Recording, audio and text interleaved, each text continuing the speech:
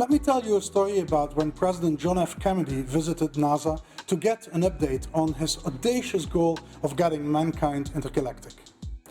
After meeting with engineers, the astronauts in training, and the scientists breaking new ground every day, he bumped into a cleaner just when he was leaving the building. On asking him what his job was, the cleaner replied, "Sir, it is my job to help put a man on the moon." It makes a superb point that flattening structures isn't just about tearing up the organizational chart. It's about communicating with everyone and allowing every single member of the staff to feel like they play an integral part of the vision and mission of the company. If your first instinct when your boss goes on holiday is to kick back, put up your feet on the desk and clock off on lunchtime, then working within a flat organization possibly isn't for you. Holacracies, flatarchies, and flat organizations require one key component if they are going to work, and that's trust. Trust that you'll get the work done. Trust that you'll do whatever is needed. Trust that you'll be fair.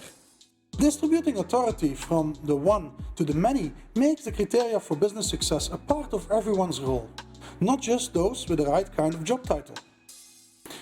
And that places enormous emphasis on the recruitment process, which must ensure that people who join the organization take that responsibility on board.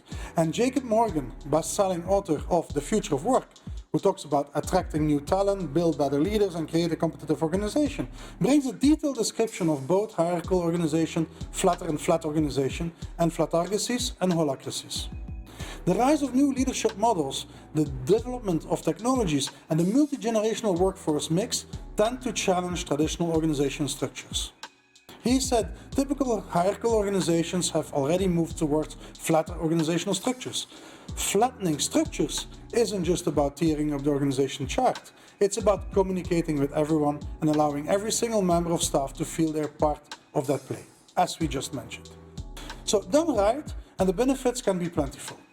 The very nature of flat structures mirrors the broader sharing economy, which allows for flexible working, job shares, and other progressive employment opportunities which recognize that workers have full lives and commitments outside of the office. More fluently amongst the staff means that expertise can be more readily shared. Creativity and problem solving take a greater premium, and businesses can flex more easily according to market pressure and customer demands. But it's certainly not for the faint-hearted.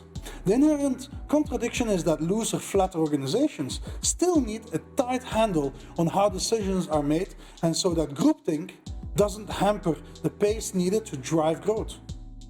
There are pros and cons to be considered, and for many the traditional command and control approach to leadership and organization still gets the fundamentals right, particularly for global multinationals dealing with complex workforces and multiple market cultures. Ultimately, it takes us back to that motivating vision of putting a man on the moon. Because we can talk about operational alignment and engagement paradigms and conscious workforces all we like, but the truth is, all comes down to something profoundly simple. We can achieve extraordinary things when everyone is given a part to